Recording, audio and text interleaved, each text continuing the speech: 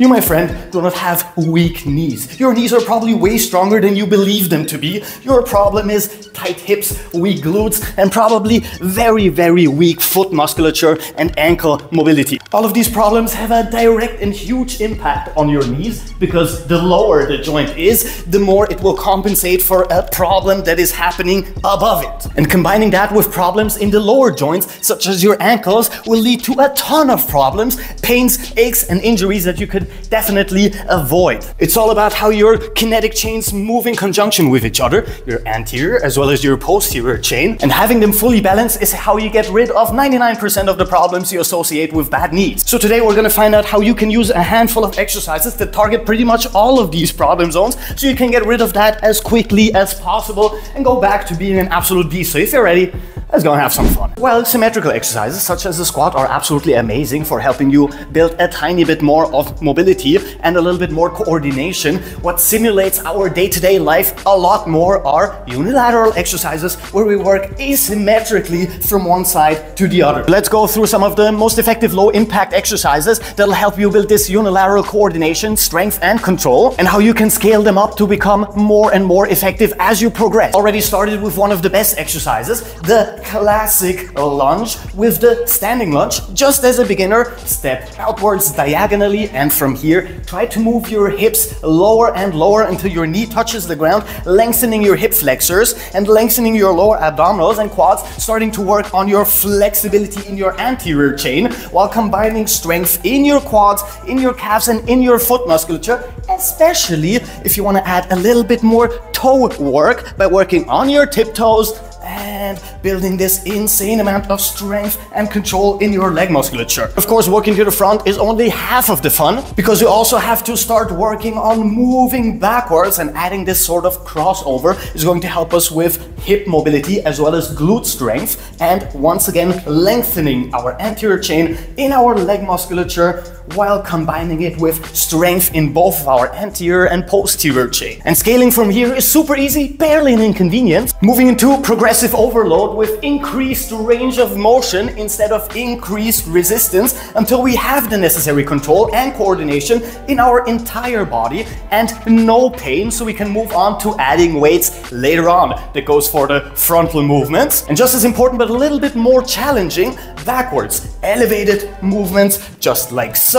And now we're adding a lot of foot and ankle mobility as well, going into this ankle flexion and lengthening our entire foot musculature. And then of course we can break it down by doing very slow movements for our slow twitch muscle fibers, as well as adding a little bit more control in those very slow movement patterns. And the same thing goes for explosive movement patterns for our explosive type or fast twitch muscle fibers. And then of course we can start adding walking lunges. Stay fully upright in your upper body to put as much pressure on your quads and your legs as possible. And of course, once again, we will start working backwards. Crossover and repeat this whole process moving forward and backwards. Once you feel totally safe and comfortable in those movement patterns, now you can start adding resistance. And here is a tip that I don't see anyone doing that is going to make this even more effective, which is adding different weights on each side, which is now going to force all of your body, especially your stabilizers, including the ones in your legs and in your core, to work overtime to keep you fully upright and from falling to one side or another, adding a huge bonus to your balancing in total and helping us build way more control than we could ever do with using the same weight on either side. In fact, you can use all of those lunges and make a single workout out of them that is super effective at helping you get rid of the problems we talked about. Now, one of the exercise types that is just as effective are crawling exercises, and we're going to go through the ones that are very hip mobility, knee and ankle mobility dominant. The bear crawl, elevating our knees just a handful of centimeters from the ground, is very quad dominant and very hip flexor dominant. The same goes for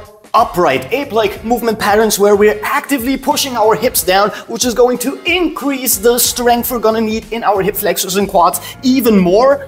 And of course, as important when it comes to coordination and mobility with all of those crawling exercises is reversing those movement patterns so we can add a little bit more coordination and a little bit more strength requirements. Then we have the ape-like movement patterns where our hips are a little bit higher than our shoulders to add a little bit more upper body dominance. And the lateral movement patterns where we're moving through a ton of ankle, knee and hip mobility sideways putting a little bit of pressure on those joints to start working on strengthening them when it comes to rotational forces with short movements as well as long movements, basically going through an entire sideways or Cossack squat to lengthen our adductors and pretty much all of the muscles that surround our hip joint. And since all of those exercises, while they focus a lot on our lower body, have an immense inclusion of upper body strength and coordination as well, which means that we're basically working on combining all of our muscles and work them in conjunction with each other for a more holistic type of movement pattern and for getting rid of all sorts of imbalances, not just in our lower body.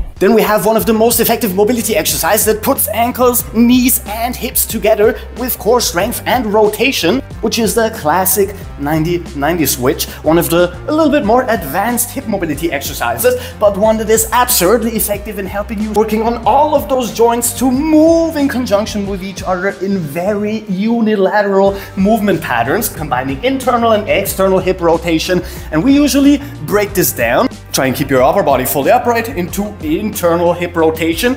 Bring your knee all the way down in front of your foot, rolling over our toes, lengthening our musculature and strengthening our ankles, knees through rotational force, as well as hip flexors and adductors and abductors by moving through internal rotation and reversing this movement. Then breaking down just the external rotation and adding a little bit of a pseudo hip thrust, so to say, so we can strengthen our posterior chain, mostly our glutes, which are responsible for hip extension, as well as our biceps femoris, which is our hamstrings basically. Reverse and repeat on the other side for more balance, more strength and more coordination. Keep your hands behind your back and stay as upright as possible, moving through very slow movements to add even more control. Then we can start working on combining the internal rotation, rolling over our toes into complete ankle extension, working on our ankle mobility into the other direction, just like so, and adding this external hip rotation while staying fully upright. And now reversing this movement is going to require a ton of strength from your adductors and hip flexors, as well as your glutes and your tibialis, as well as your calves, basically all the muscles we need to work on to get rid of the imbalances we talked about in the beginning of the video.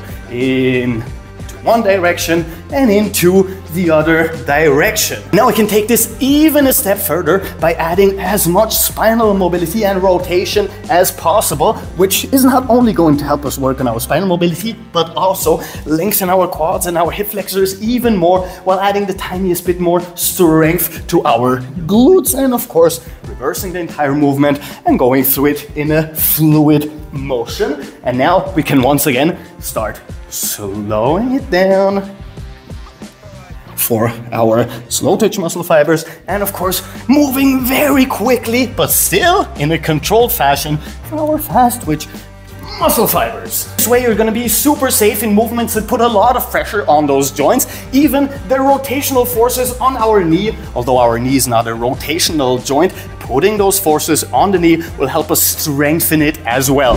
And now we can start adding weights, and one of the most effective exercises to help you work on all of this are unsurprisingly BSS or Bulgarian split squats. Lowering down with an upright body, lengthening our quads, our hip flexors, our lower abdominals, and strengthening our quads, our glutes, and our hamstrings, as well as our calves. Very important when it comes to ankle mobility.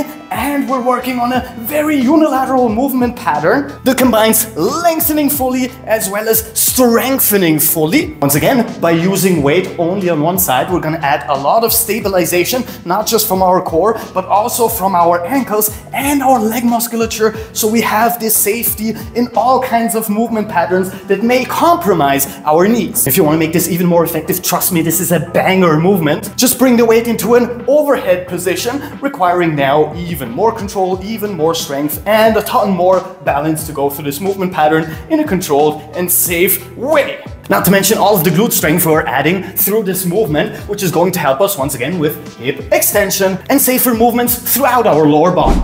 Now, while I am still on the bench, there is an amazing exercise to help you with flexibility in this region. Of course, while combining it with strength and control just like every other exercise we did. Moving carefully into this elevated pigeon pose and pushing our hind knee all the way down to the ground, which in turn is going to elevate our leg to hip height and work on massive flexibility throughout our glutes on one side, which is the side with the external hip rotation, and pushing up with our hind leg, strengthening our entire posterior chain in our lower body while combining it with hip flexibility on one side and glute flexibility on the other side. And if you want to add an even stronger ankle mobility bonus, you can switch between working on your toes through this elevation, flex your entire posterior chain, and slowly reverse and do the same thing in complete ankle extension or the backside of your foot to add more stretch throughout our tibialis, the front side of our tibia, as well as strengthening it in another way in the complete ankle extension,